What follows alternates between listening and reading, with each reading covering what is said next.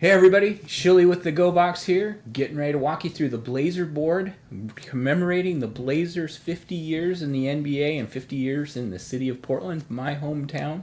Really excited to walk you through it.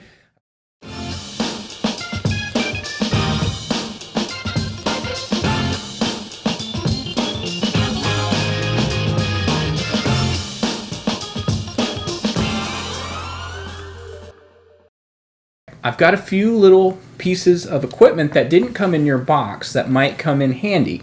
One is a pencil, just a regular old number 2 pencil. Any pencil will do. We're just going to do a little bit of light drawing with it. A straight edge, because we are going to be working on this logo. I'll show you right here. We're working on the logo. I freehanded that for the most part, but we're going to use a little bit more precision and use a ruler. And then a quarter.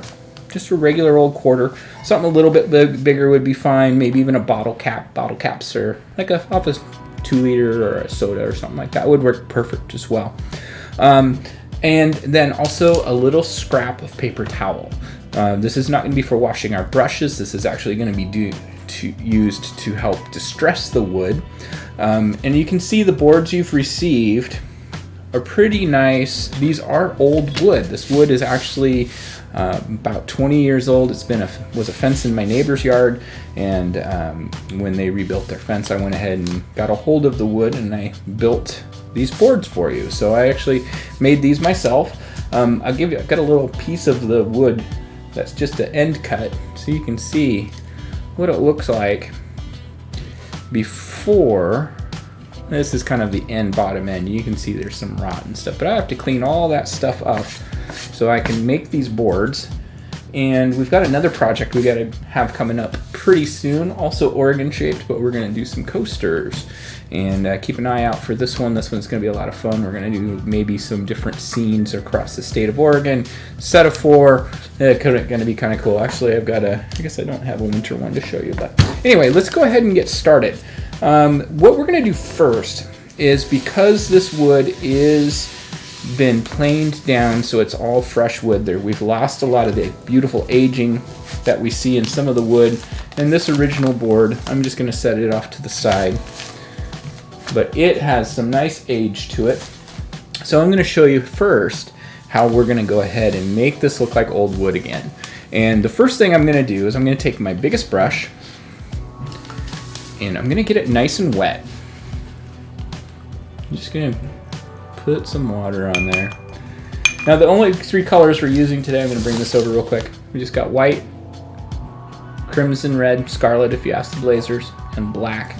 Your red is labeled bright red. But this is what we're going to do to get started. I'm going to get a nice wet brush. I'm going to take a little bit of this moisture from the jar. Let me just show you real quick. Put a little dab of some water on there, and I'm going to add some white to that.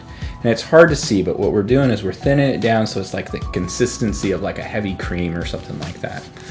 Now what I'm going to start doing is starting right in the middle of the board.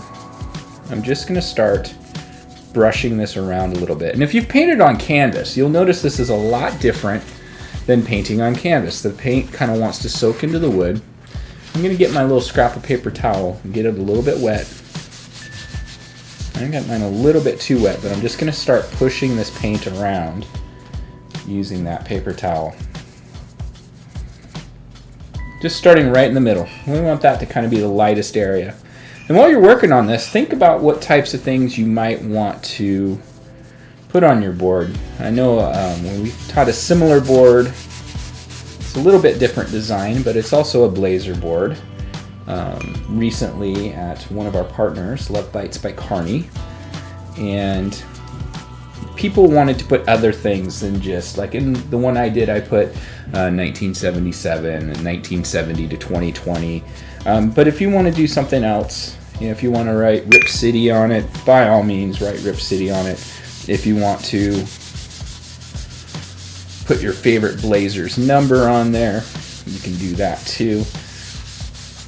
So you can see we're adding some age to this. Now the more white you put on it, the more you're going to lose the appearance of the wood. You're going to see more and more of it just being an opaque white. But this is going to do two things for us. See, and I'm just scrubbing it out. Not pushing down hard, but what it does is it helps seal the wood. It helps, the scrubbing helps get the brush marks out, and it helps add this kind of bleached out looking old cedar. This is cedar wood. We might get into doing some other woods eventually. I just got to look for some. I'd love to do some juniper, or maybe even, I know that there's some availability from myrtle wood, which if you live down at the coast, I'm sure you're familiar with myrtle wood. So again, I'm just using this paper towel to just kind of help move this paint around and smooth it out. And you can see it's lightened up quite a bit. I've got a little smudge right there. I'll take care of that. But I feel like I want to go a little bit heavier with this too. So I'm going to just keep mixing. I'm going to push this all the way out to the sides.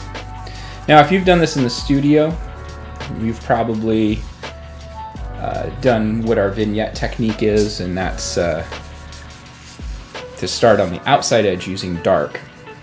And you can do it this way, that way, but I'm using this kind of as a primer for us, so we can kind of get this nice foundation on so that the paint won't soak in quite so much. You can't just pushing this paint around. And it's up to you.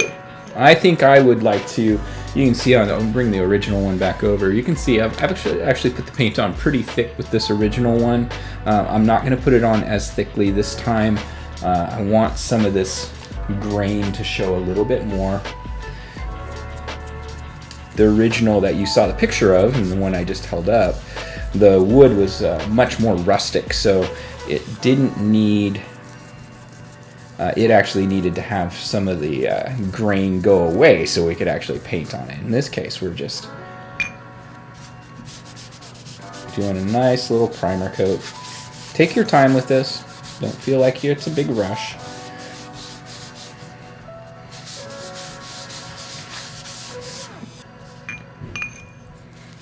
I do feel like I want to do a little bit more white. Just start going a little heavier right through here, and I like this look. The key is to start with a small amount. Don't use too much right off the start, and just start building it up. It's going to give it a much better look than if we tried to just slather the paint on it first.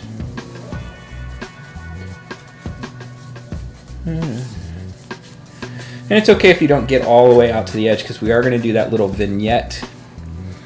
And I've got this going. I'm liking how this is going. I like seeing the grain of the wood through a little bit more. It's actually almost kind of like we're just creating like our own acrylic-based stain for the wood rather than actually painting the wood. And I think that's something that I really like when we paint on the wood, is a lot of times people want to treat it like a canvas and paint. And really get everything nice and opaque and covered, and I think that looks neat too, but sometimes it's really neat to just see the wood. I mean, that's kind of what makes this unique compared to painting on canvas.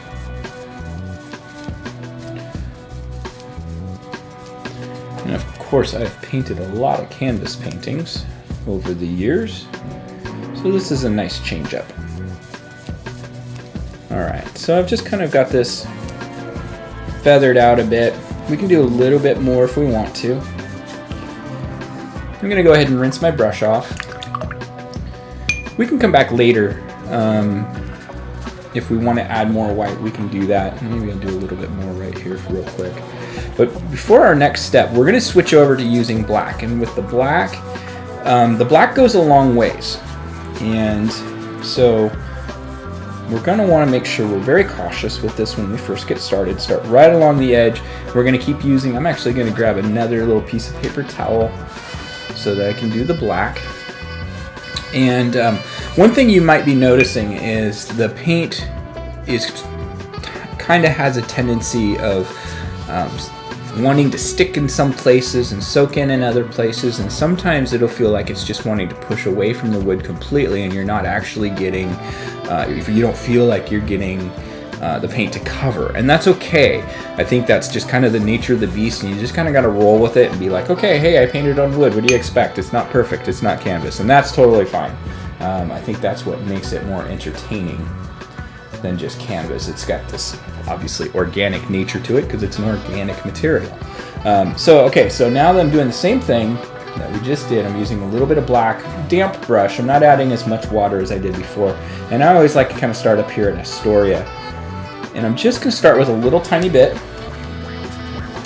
And you can see it goes on pretty easily. So I'm just going to start on the outside edge and then just lightly flick in towards the middle of the board, canvas board, whatever. And again, you can use your towel. And this is going to just really darken it up, and I think this is what really adds to this feeling. What we're going to do is we're doing all this first. Now I know we're going to put the red edge over here like their current uniforms and their championship season uniforms, but for right now we're just laying down all this foundation. Just start a little bit at the edge, and you can paint the sides of your board. I did that on the original. That looks really good, but you can kind of come back and do that later. Now what you'll find is the paint dries really, really fast on the board compared to a canvas. That's kind of something, so you want to kind of work in little small areas at first. I'm just going to take my towel here very lightly, and you can see it really kind of brushes away, but this is starting to look really neat up in here. And I know the board is a little bit shiny, so we got a little bit of reflection coming off of it more than we do with the canvas.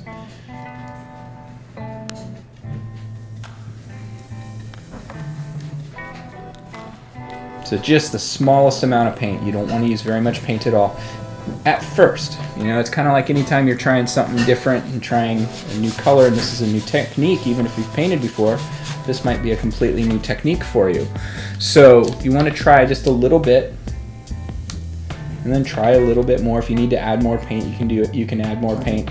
The boards, again, they dry. The paints get soaked up by the grain of the wood, so it has a tendency of not being quite as forgiving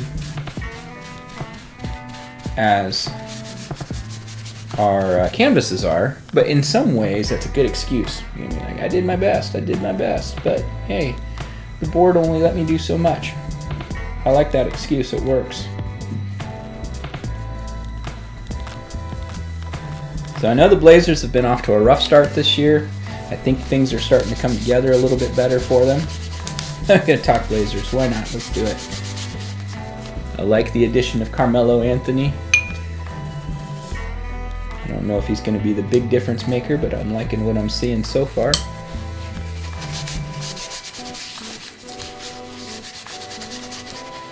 And of course, Damian Lillard has worked his way up to being maybe my favorite Blazer. Of course, it could just be because he's the current one that's the best, but he's got to knock Clyde off still, maybe. And Maurice Lucas. I always love Maurice Lucas. Alright. So take your time with this. If you're working on this and I'm going too fast, feel free to go ahead and just pause the video, catch up, and give yourself a little bit of extra time. Don't feel rushed with this. There's no reason to ever feel rushed when you're painting at home. It's not like when you're painting in our studio and we're all kind of on a timeline and trying to get done at a reasonable hour so people can get home and all that stuff. This is your time. This is where you tell your family or whoever you might be communicating with, hey, this is my time to chill. Give me my time. And that's what I'm doing right now. And I'm loving how this finish is turning out on this, just by being careful. Small amount of paint. Don't move too far across the board at one time.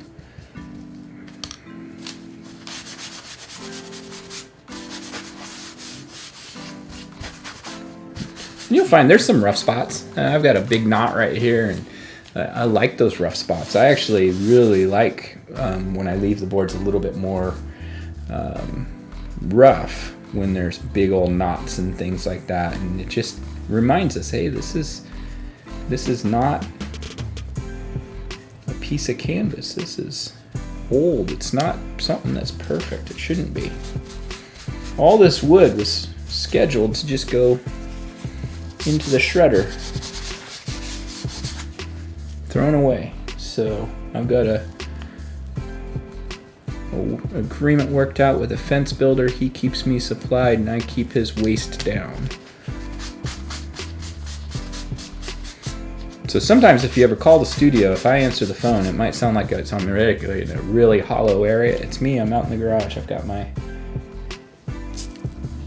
earmuffs on that have built-in Bluetooth so I can answer the phone and listen to music and all those other things that we like to do while we're staying busy. Need a little bit more moisture. So moisture is going to be actually a really good friend. Again, I want you to treat this like stain. I want this paint to be thin.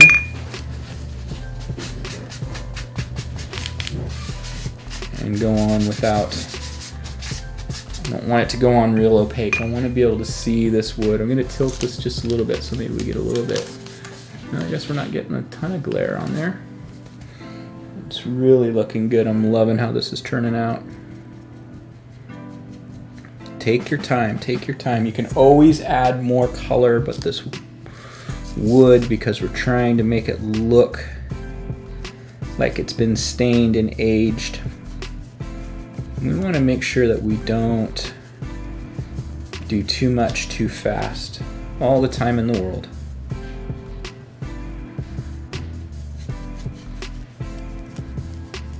I also don't really want to lose this knot's down here, so I might come back in with some white. What you'll find is as we start building these layers of color up, then what will happen is you'll see that the paint starts to stick a little bit more efficiently here and there as it's sticking to paint rather than trying to be absorbed by the wood.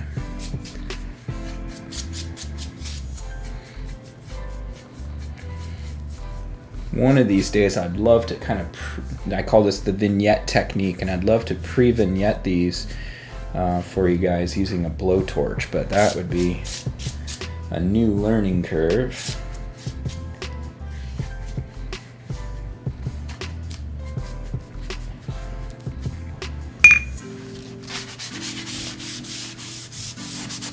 So I'm really kind of going over these edges where I'm trying to get a little bit of a transition going. Oh, I love the way that looks. I think it's kind of neat if we do it this way where we can really still see the grain well, because it kind of reminds me of a basketball court, even though most basketball courts are maple. The cedar, though, has a neat grain to it. I think hardwood, this is softwood, but you know, think of basketball, we think of the wooden floor.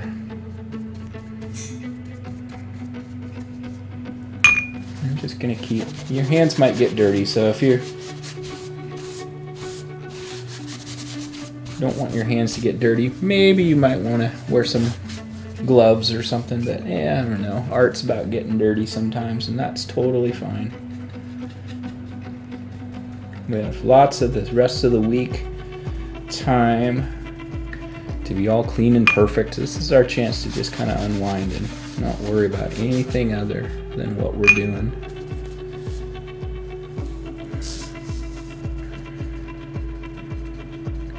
I know this is taking some time, but we'll get through here. All right, I think that's good.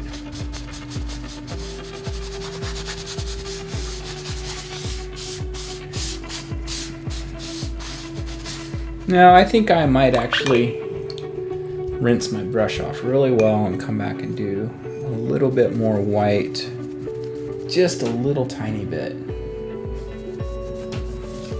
And you'll see it sticks a little better now. And what I'm going to do is, a lot of times when you start doing this, and I don't know if you can really see it, but you might get some little flippy kind of looks. All you have to do is take, I'm going to go back to my white paper towel. Just really delicately, just very lightly kind of fluff through this area. Just fluff it up. Don't need to worry too much about over on this side, I guess, but if you want to do that, you can. Now, this might be a good time to go ahead and hit pause and go do something else. Maybe let this dry for 5 minutes or so. You don't have to, but you could. I'm just gonna get a little darker right along this edge.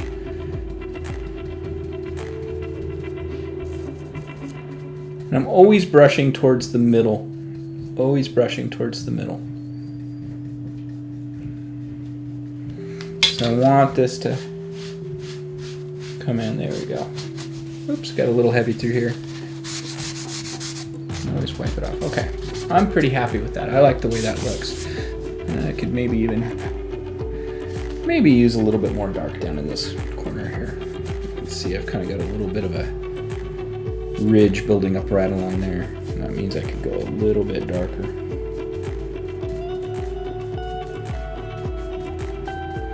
Well, I hope everybody's ready for the holidays, whichever one you're into. And if you're not into holidays, I hope you're having a great winter.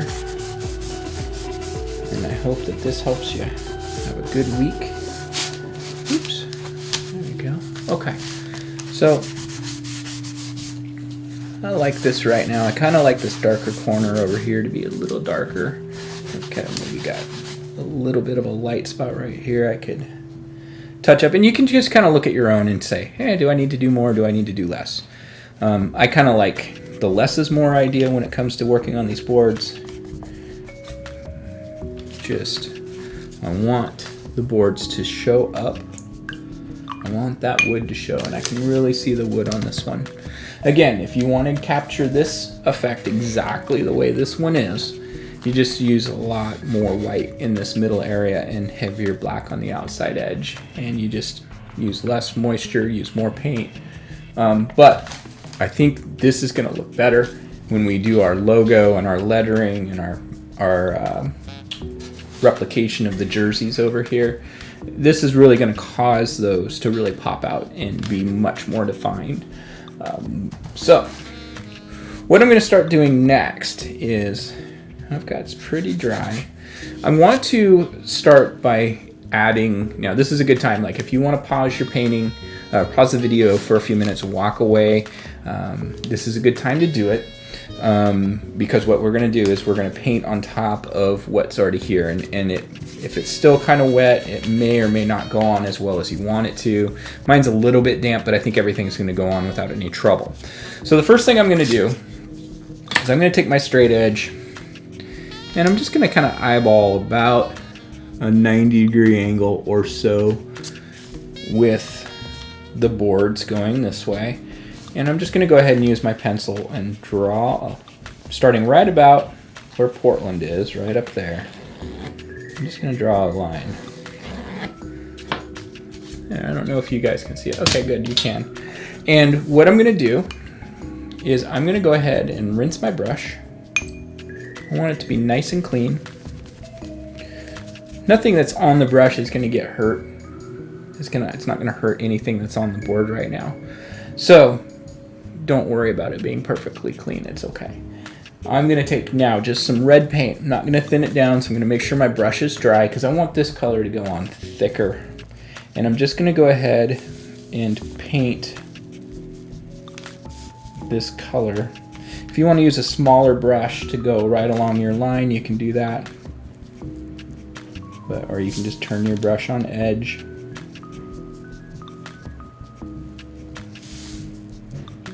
Of course, we are going to come back and put a white line and a black line on there too.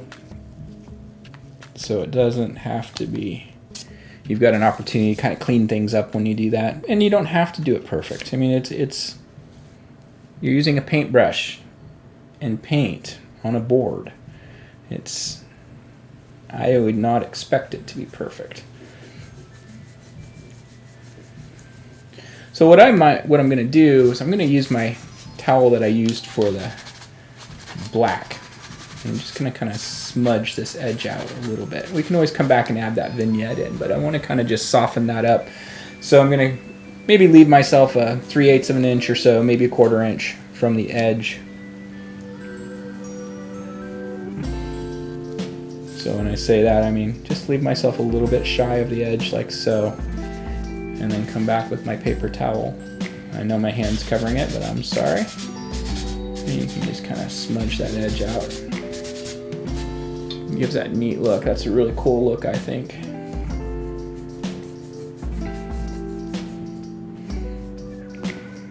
Now I like just, again, I'm going to go ahead and just let this red just be nice and vibrant. I'm not thinning it down at all. There's a time for that, and there's a time to not do it. Right now is the time, I think, to not do it.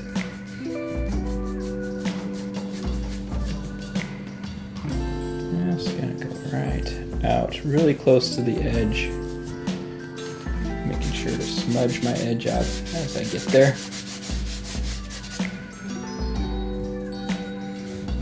I think this is looking, I like the way this is working on this wood with it being a little bit smoother than what I used the first time.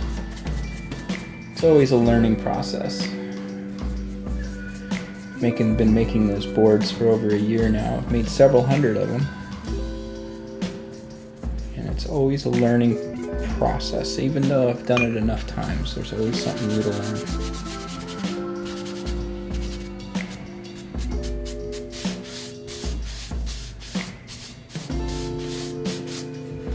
That turned out really nice and smooth. I like that. That looks good. Cheers. I'm going to have a little swig of my beer. But not too much, because I still got to do this logo over here. Now I'm looking over in this corner right here, and this area right over here might end up needing a little bit of a touch-up when I get done. But it could be that the logo is kind of covers a lot of it, so maybe we don't need to worry about it. We'll just decide when we get a little closer. Now we did do, as I bring this back in, this is the newest version of the pinwheel logo, and for those of you who don't know what the pinwheel symbolizes, it symbolizes the 5 players from each team coming together at the center of the court, which is really a unique logo for the NBA, because most everything else is very specific to what the team mascot is. But you can see what we've kind of got going on is it's probably about a 30-degree angle on all of these. And the new logo is kind of neat because it connects along here. Now, of course, if you want to do the old original pinwheel, you can do that as well. The untilted, that's the other board we did, was an untilted version of it, which was the original way. But I decided, since this is a commemorating the 50th year, we went with the championship style jersey replication here, and then the new logo, kind of tying the old to the new. I know that there are older jerseys than this, but I just kind of wanted to kind of symbolize the old generation to the new generation. So let's get started on laying out our logo. Now, what I would like to do first, let me see. I'm going to start with my quarter. I'm just going to put my quarter, this is going to be the center of my pinwheel. I think I want to move it right about here, because I want it to, I want to have enough room to work. Maybe a little higher. There we go, right about there. And it's okay if the logo goes off the edge. I think that makes it kind of cool. And I'm just going to trace this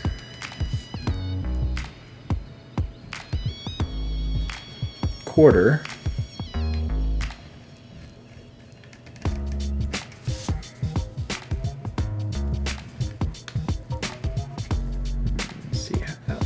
Okay, that's good. I don't know if you guys can see it. It's there. I can see it, and for now, that's all that's really important, is that. So what I'm going to do next is I'm going to put, now it just turns out that my ruler is actually almost the same exact width of my circle. So I'm just going to kind of draw a little line right here so I can see about where my circle's edge is. There we go. Now what I'm going to do is the logo goes at an angle up. And I'm going to go a little steeper angle right about there. And I'm just going to draw one line up. And Let me see if I can figure out. There it is. I'm going to draw one line coming down on the other side of the ruler. Now, if you don't have a ruler that's the right width, yeah, mine's actually a little bit off, a little bit wider than my circle, but that's okay. Because it's just a reference. And I'm going to come down, I'm going to come down about to the seam of the board. I got a little squirrely, but that's okay. I'm going to paint over that. So when I say the seam of the board, what I'm talking about is we've got this seam where the two boards are glued together. And I'm going to go ahead and take this upper one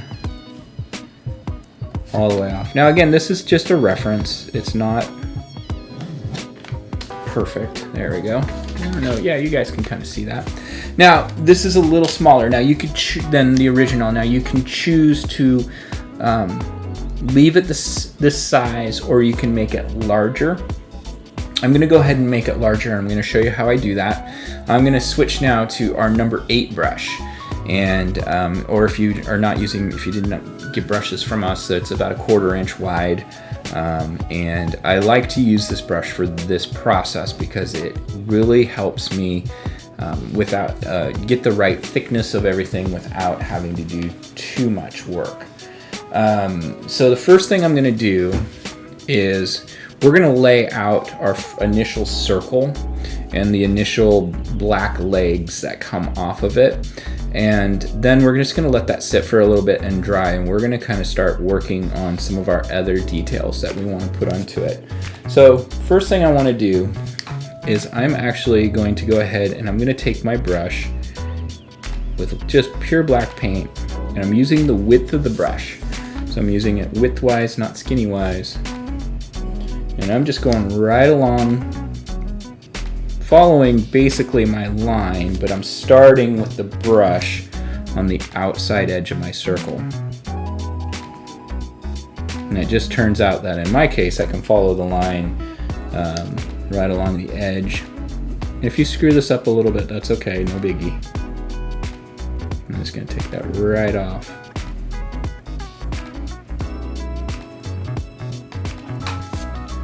There we go.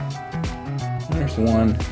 And then this other side, I'm going to do the same thing. I'm going to start with my brush right, touching the edge of the circle.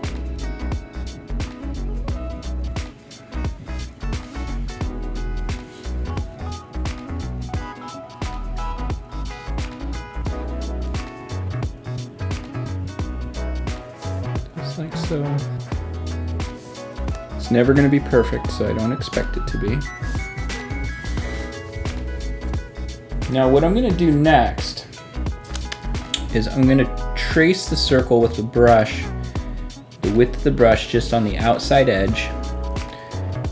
And basically what I want to do is I want to go through to about the middle of the circle, like right in between if those lines were extended. So if I were to do a little spot there, a little spot there, I'm just going to trace to those lines.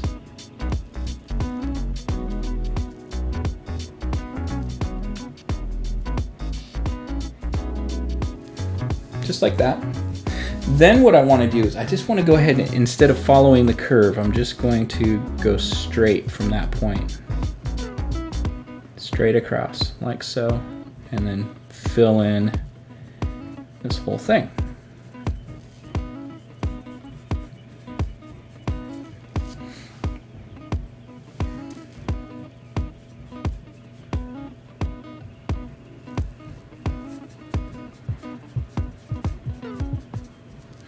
There we go. There's the start of our pinwheel. So what we want to do is we want to let that dry. So we're going to work on something else. We're going to work on next. So I'm going to go ahead and put our lines on the side here. And then we'll probably talk about the lettering. The lettering on the Blazers jerseys this year is actually really simple in that it doesn't have a lot of extra parts to it. So it's basically like the B is basically a line that comes down into a circle that comes around. The A is basically a circle, and with a that comes down flat on the right hand side, and everything's kind of based off of that. Probably the S is probably the hardest one, and I struggled with it, and it's okay if you struggle with it. You know, it's a homemade project, so, and we're not screen printing these or using computers. This is organic, old school crafting, And so let's start off getting our lines on here. What we're doing right now is really just buying ourselves some time to let everything dry. And I'm going to rinse that brush I just used. I love using this number 8. Rinse it off, get it nice and clean. I'm going to take a little bit of white paint, and I'm going to just use the brush, the width of the brush, right along this edge of the red. And your red should be dry enough right now that you're not picking up paint.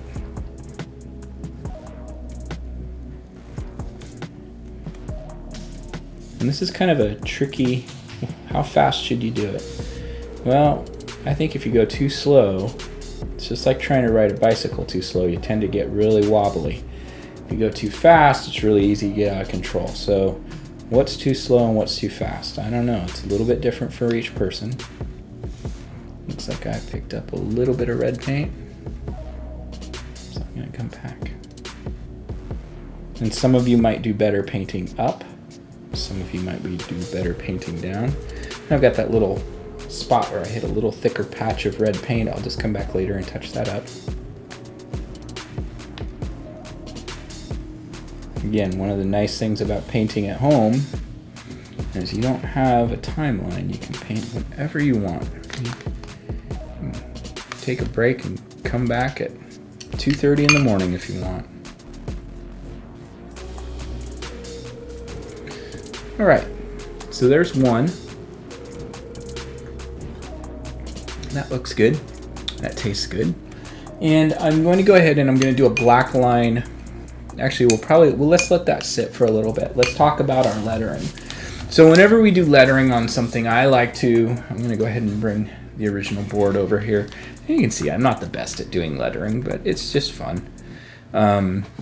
I always try to look at whenever I'm doing lettering and I want it to be centered on something, I look at how many letters there are, and I find the middle letter. So in this case, we've got 1, 2, 3, 4, 5, 6, 7.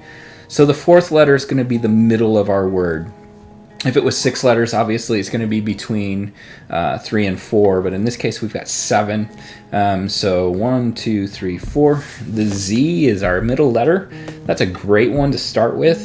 I'm going to go ahead and use my smallest brush, and I'm just going to go ahead and start laying this out. Now, if you want to do it with your pencil, we can do that. Yeah, let's do that with the pencil. So I'm going to find about the middle of this middle board, right about here, and I don't think... Yeah, I'm just going to do it with a paintbrush because you're not going to be able to see it. I'm not going to be able to see it. Let's do it so we can all see it. And I'm just going to take some white paint.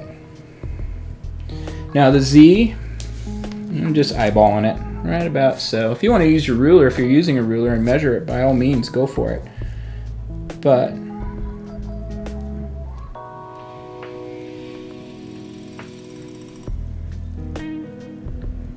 I like to just use the smallest brush to start with. Now the Z does have like a little angle. I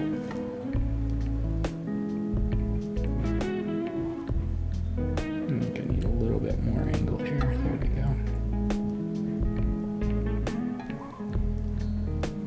I'm just gonna widen this up. I'm picking up a little bit of pink paint still. But that's okay because I'm gonna want to do 2 coats on this anyway.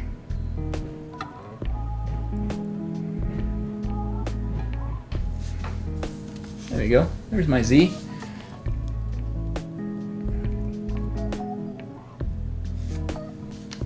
Now, if you guys are doing this at home and you're like, Paul, you're going too fast, your paint's not even dry yet, that's okay.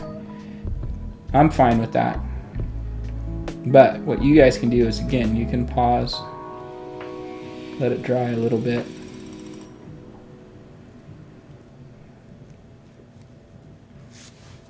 Now we're also going to outline these letters, so when we get all done with them. So I'm making them actually a little fatter than they probably need to be to start with. Part of that is so you can actually see what's going on, and part of it is I can trim it up with the back paint later. So the next letter we're going to do is we're going to go ahead and we're going to do the E, and I'm going to move down a little bit, and here's the top of my E. I'm going to kind of measure about the same height. So I just put a couple little marks kind of find the side here. Now the E is going to have a line that comes across here. And it's really just about a circle, or an egg.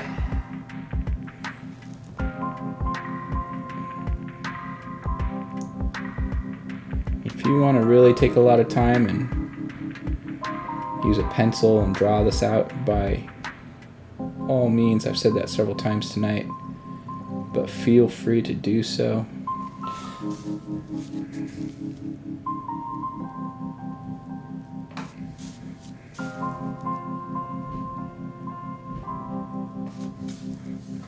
There's my E.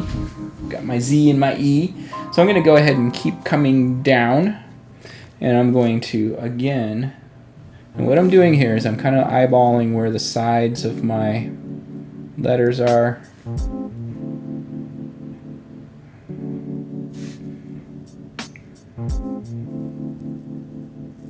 Now the R almost looks like a candy cane.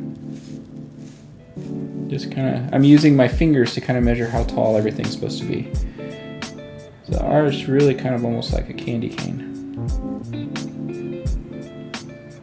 A couple of brush widths here.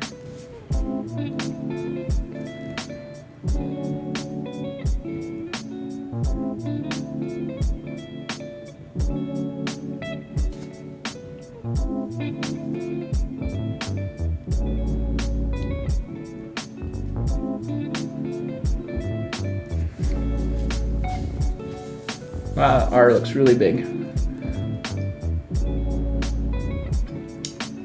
If you end up with yours looking a little too big like I just did, it's really easy. Just let it dry and you can paint over the red. Paint the red over that little spot. Or you could just roll with it and say, hey, whatever. Alright, so same thing. Kind of find the top part of my S. Come down.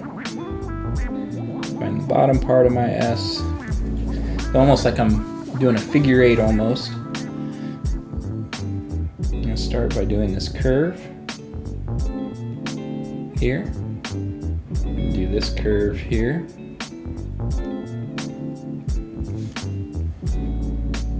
I guess maybe the reason my R looks so skinny is it's... There we go. And I'm just going to fatten this up.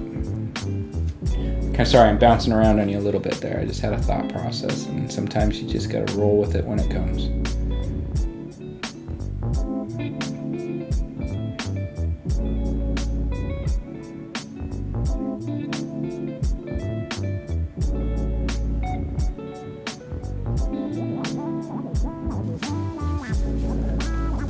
That's good enough for me. Now I'm going to go up. So I'm going to mark the middle of the right side of my A, mark the bottom, top, and right about here. So this is really going to start at the bottom of the A and curve like it's a circle.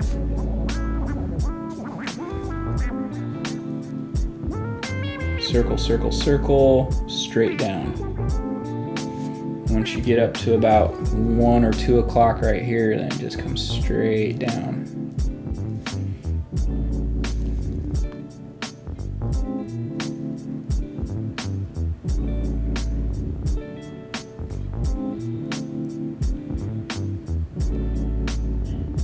But like most lettering, like a lot of times when you see like a font that's just a simple block font on a computer or something like that, what you end up with is, ooh, that's a good spot to fix up with black. You end up with like a bump here at the top of the leg of the A. We want to just kind of avoid that because it's just the curve. Now, of course, we do have one nice, easy vacation letter here. We've got the lowercase l, which really is just a straight line. Yay! Thank you for having one easy letter.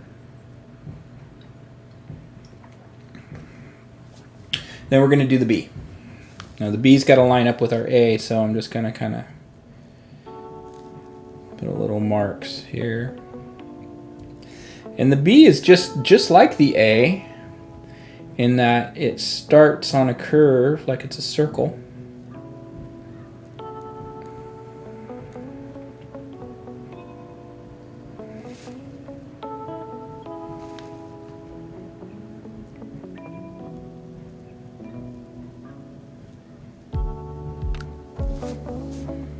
Yeah, it's a little off center. That's okay. I'm not going to worry about it. I made it myself.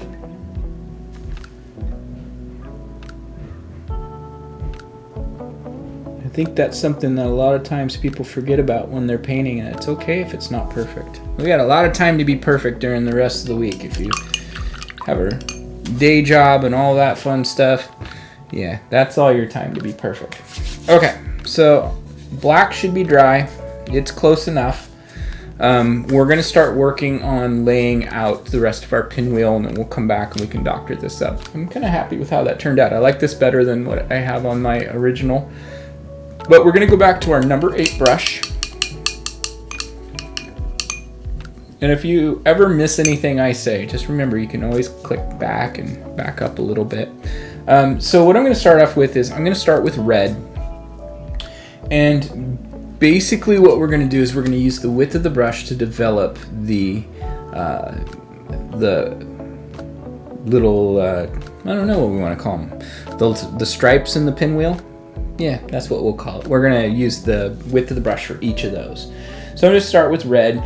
The current logo, the red is on the left, white is on the right. And you can start just along the edge of your black. And if you overlap a little bit, that's okay, because you can come back and touch up the black. You're not really going to be able to touch up the red too much. Like, you're not going to really be able to just keep adding red and have the black not show through. But you can definitely come back and touch up the black.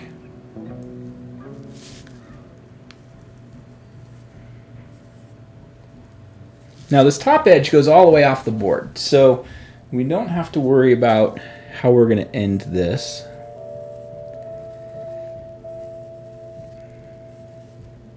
Because the logo in reality cuts off completely horizontally at the top and the bottom.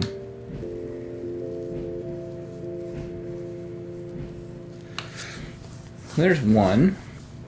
Now what I do next is kind of the tricky part, is I'm actually going to leave myself about a brush width of gap and do a parallel line. If you don't get this perfect, it's okay. When you come back with the black later, it'll clean it up.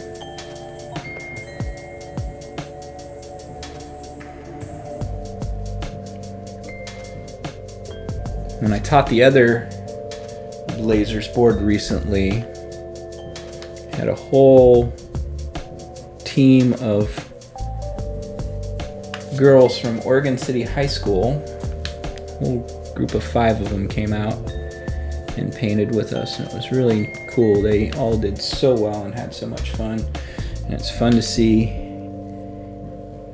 young people being excited about both painting and sports, and of course being fans of the Blazers. I'm fans of them. So there we go. There's 2. Now we just got to do 3 more. Just the same way, we're just going to keep working our way down. Each one starts right along this line. And like I said, you might have a little bit less trouble going up. You might have a little bit less trouble coming down. You're just going to have to kind of figure out on your own what works best. And it sounds like a little bit of a cop-out instruction, but the truth of the matter is everybody's hands work differently. So some people are going to have more success in one direction and some people are going to have more success in the other. And I don't think it matters if you're right-handed or left-handed in this case. Sometimes it does, depending on where we're painting on the board. So that's looking pretty good. That's 3.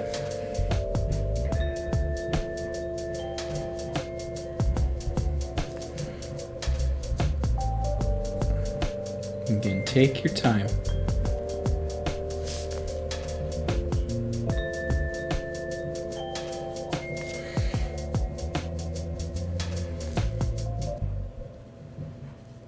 I'm getting a little fat with this one, but that's okay.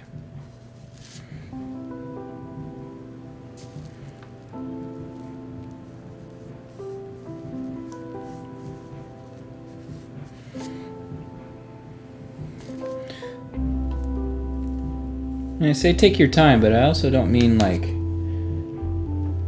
obsess over getting it perfect. Yeah, there's no such thing as perfect when you're hand doing something. There's 4. One more in the red, and then we'll got a little line to do, and then we'll do white.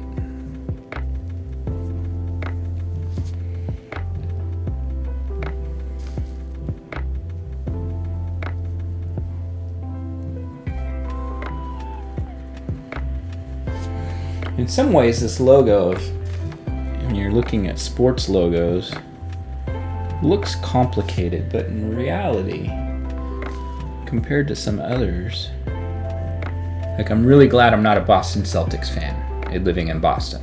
Actually, that would be cool too, but I'm a Blazer fan through and through. But, no offense if you are a Celtics fan, but the logo, the leprechaun or the spinning the ball, yeah, that would be too hard to do. I'll take this. Nice thing about this one is once you get this initial center part and the first 2 legs painted on or drawn on, the rest is just mimicking that initial line.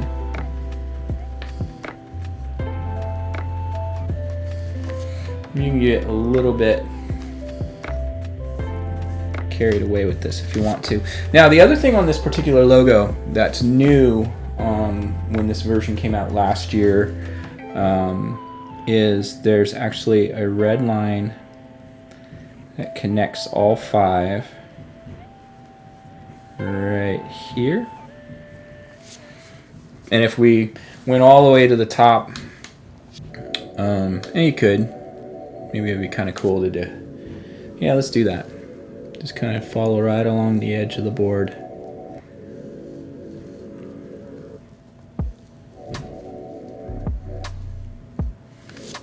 There we go. And that's something that was added recently. Each of the lines used to just kind of float on their own.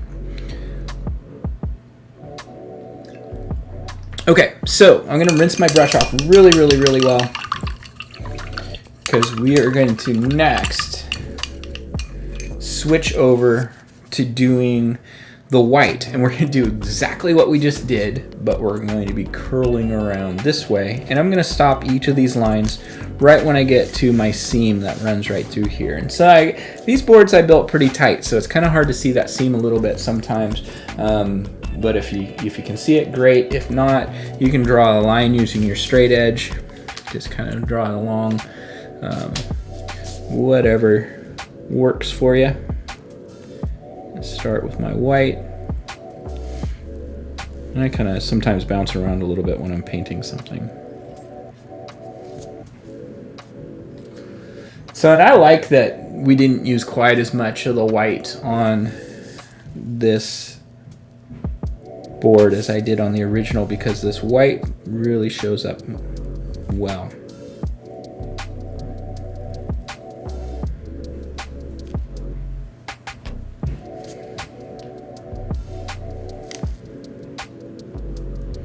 Check our time and see how we're doing. Perfect. I was afraid we were taking a long time, and then I look, and we're doing really well.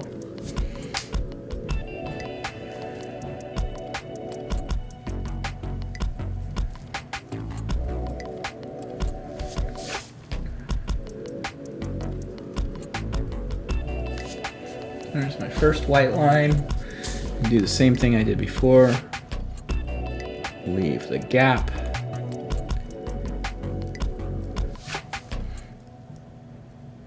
I actually think this particular logo is simpler to paint than the original Untilted.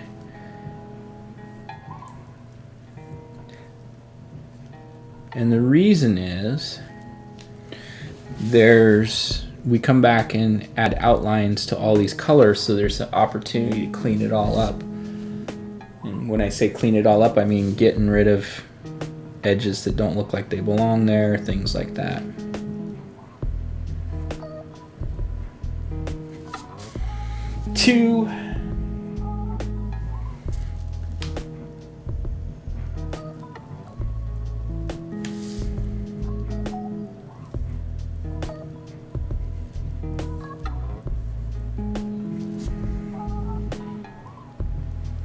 And if you're just stumbling along this video and you've been watching for an hour, you're like, what the heck is going on here? This is called a GoBox Art Crate. You go to our website, gobox.com. We have several projects to choose from. We're based in Portland, so we started with the Oregon-shaped board and the Blazers logo. I think we'll do something for the Timbers and maybe the Ducks and the Beavers. But we've got all kinds of projects that are not necessarily specific to Oregon. We've got lots of paintings, but we also have a subscription box that is a monthly shipment that has usually canvas paintings, but sometimes we might mix it up. And we will send you the materials, and then we do these videos, and that gives you an opportunity to do something artistic that we don't always get a chance to do. And maybe, I know a lot of people have been to the Sip and Paint studios. We have run the original Sip and Paint studio from Portland called Vine Go for, well, Jenny and I started it in 2011, and we were the first ones in Portland. But sometimes it's fun to paint, but it doesn't always have to be social hour. Sometimes getting away from social hour is a good time too. But keep an eye open. We've got some new things coming up. I think we might have a kids subscription starting pretty soon. I probably shouldn't have said that. I'm going to get in trouble, but yeah, we're going to do it. Probably end up having to teach them all now. So if you're wondering, if you're saying, I'm not, you can't do this, you're not smooth enough hand, I will tell you that doing detailed work like this is not my forte either. I am a traditional landscape artist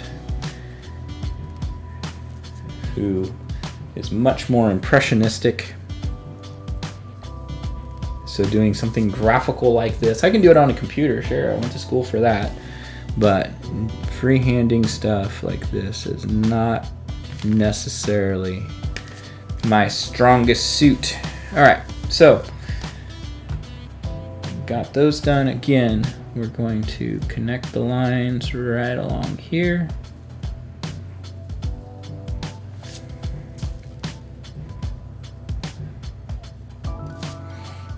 And we're going to connect them right along here.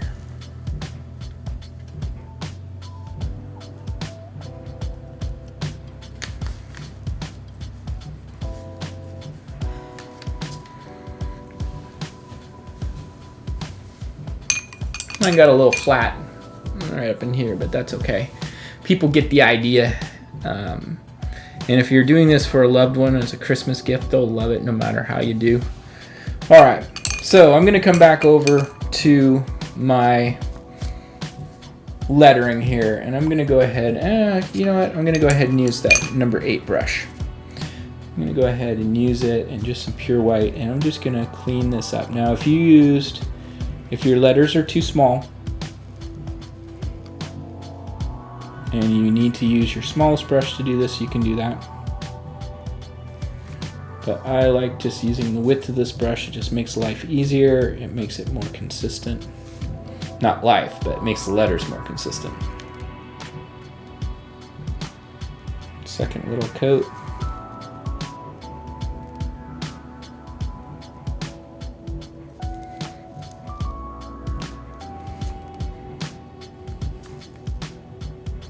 You kind of have to put your brush a little bit of an angle for this.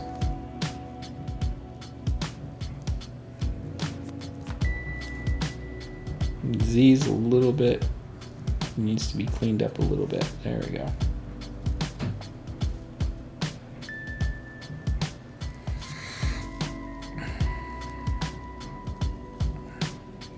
If you're enjoying what you're seeing and you aren't a subscriber, make sure you click the subscribe button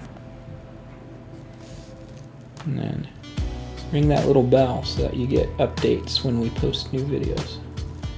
My E just got huge. Yeah. Alright. Cool. We'll live with that. When I do my outlines, oh, that looks way better. I have a monitor over the camera, so if you see me looking up, I'm looking up to see what you guys are seeing.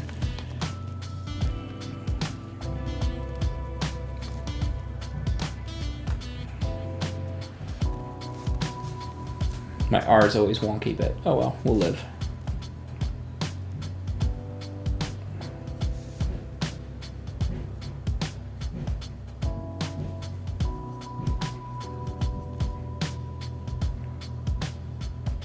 Now, I just had a thought when I was painting my S, and I have this theory that you should never ever say out loud what you think you see when you paint something. And I thought my S looked like an angry swan, and the reason why I say you never say it out loud is because then you will always see it. So now forever I'm going to see this angry swan of an S, but oh well, that's the way it is. Okay, now my red up here should be dry enough, even if it's not. We're going to be doing the black on there, and it's really not going to affect the red in any way, shape, or form. I mean, it's not going to pick up red and be affected. But I'm just going to use, again, the width of my brush and just brush in between.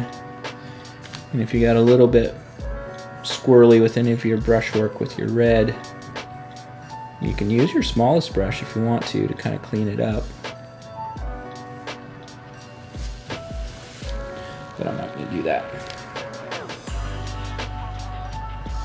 This is a little snapshot of how I was painting today. So we just live with it.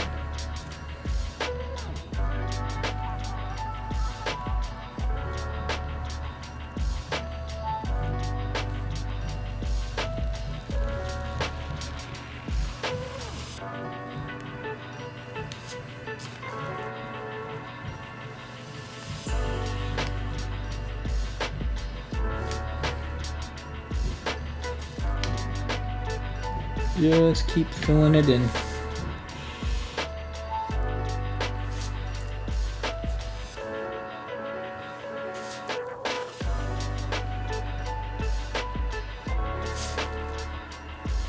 Don't forget to outline this outside one.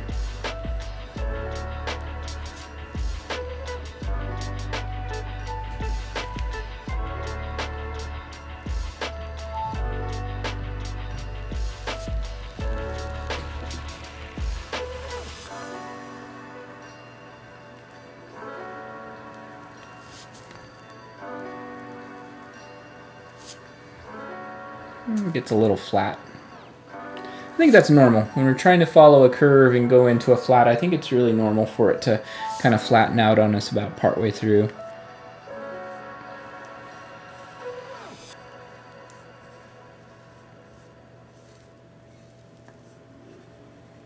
And if you have an old, I guess, like a compass, if you've still got one of those that we used to use in school to draw circles, you could totally use one and do this and just really get it perfect. So you could use it to draw it in pencil and then trace, but it's a rustic board.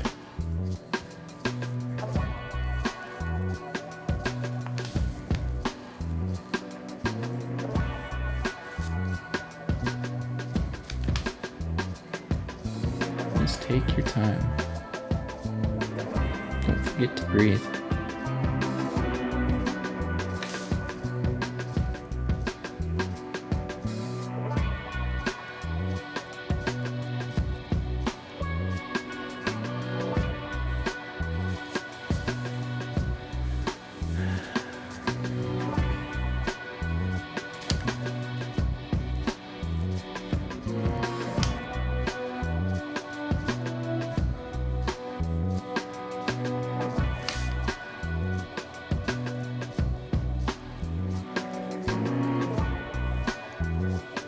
It's got a little fat with my black right there. Oh well.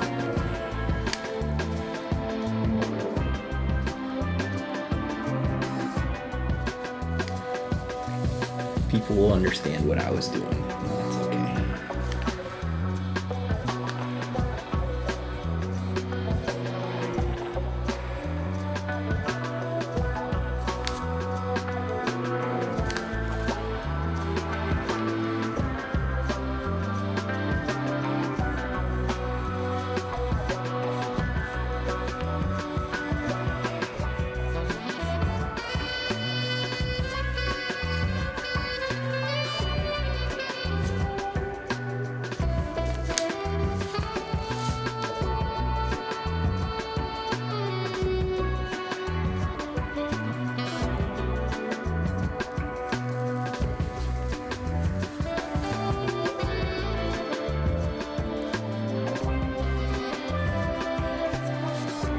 Maybe I'll clean some of this up with my smallest brush.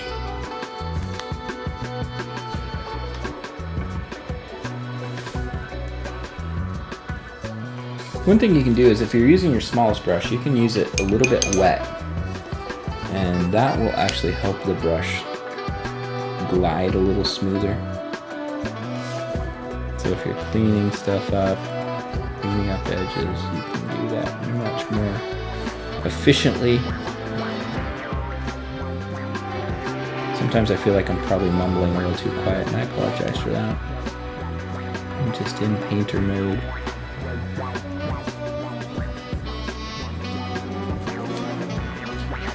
Yeah, that looks pretty good. I've got some little spots I can touch up. Let's start right along the bottom edge here.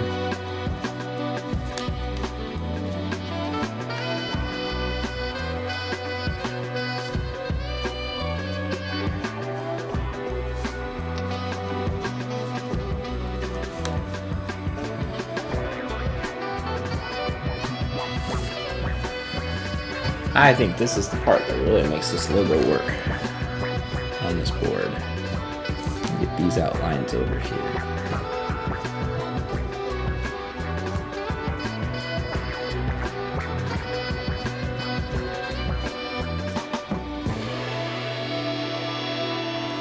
When you get to the edge of the board, just pretend like you're just painting right across it. Just let it keep going.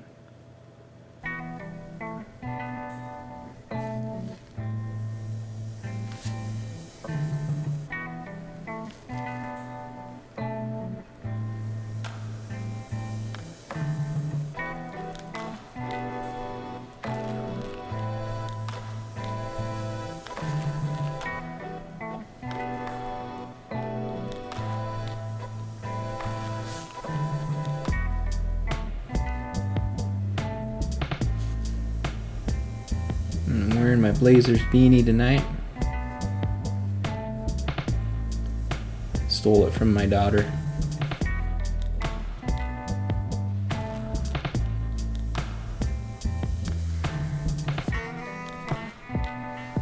I think she's kind of over wearing beanies at this point. But not me.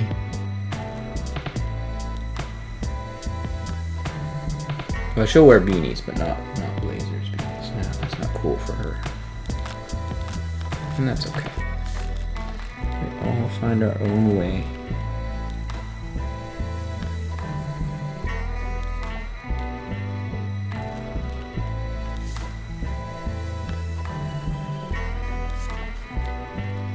Yeah, it's starting to come together.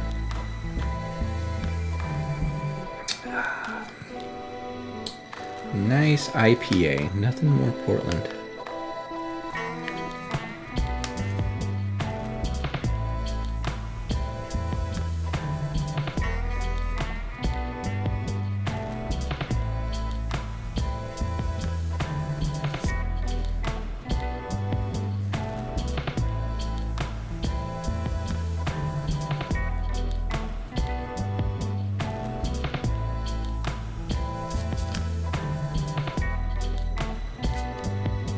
One more.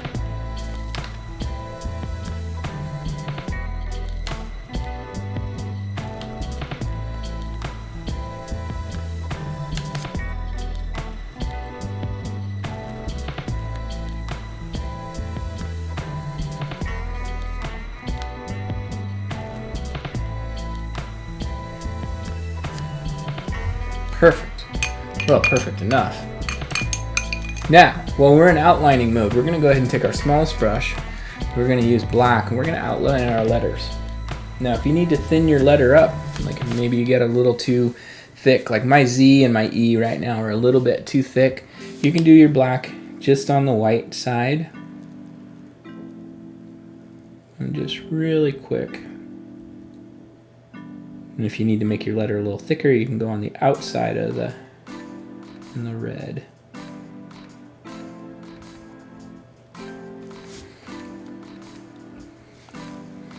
Just using your smallest brush.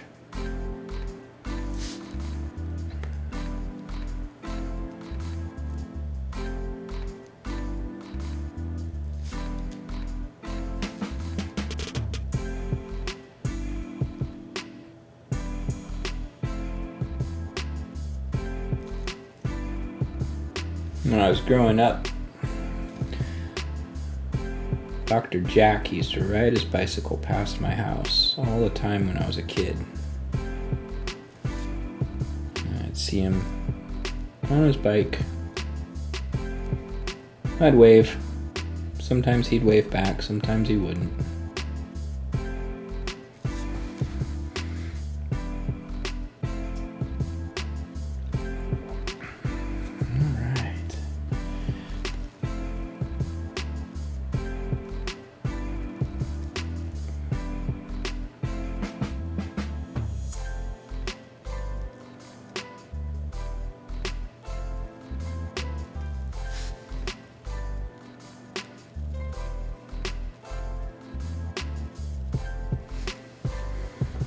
You can see that really makes those letters pop out.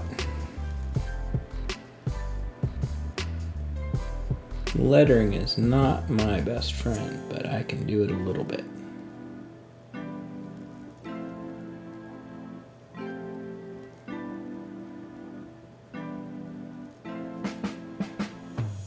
Just remember, anything that's new to you, just take a little bit of extra time and try it.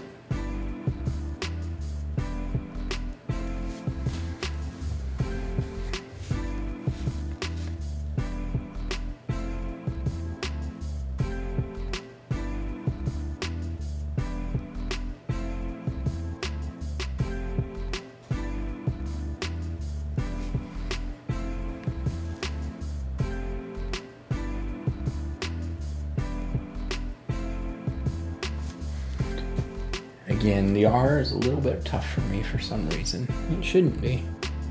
It's almost the second easiest letter on here.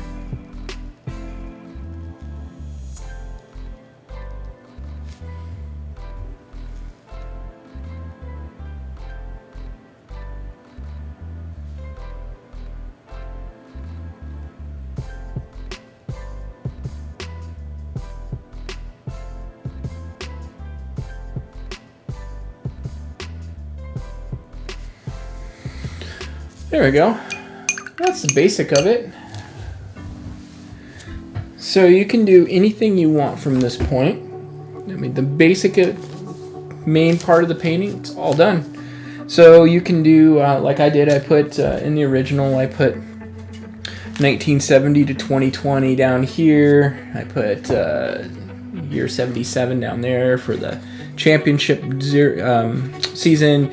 You could do number 22 for Clyde Drexler, or number 0 for Damian Lillard, or whoever your favorite Blazer of all time is. I was always a big fan of Jerome Kersey, and so number 25 would be fun to do there. But you can do any of those things. You can put them anywhere you want. I think like right here is kind of a neat spot to do something. But I think because, in my opinion, it's not so much about a player, it's about the team. I'm going to go ahead and do basically the same thing I did before, but I'm going to change it up. I think I'm going to put my, I think I'm going to do about the same thing I did before, just because of the way it's laid out. I don't want it to get too busy. But if I did like a player's number right in here, would be perfect.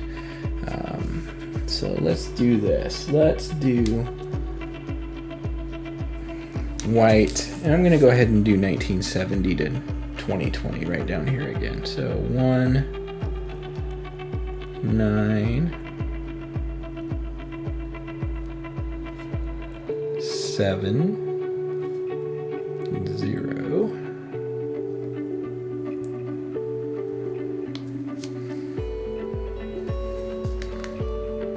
Two, 0. Got to get used to writing this 2020 because it's starting up very soon. 2, 0. Oh, right in the knot.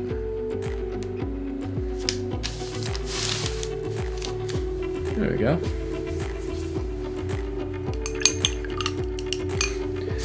All right, that's about it. If you want to put in over here 77, go for it.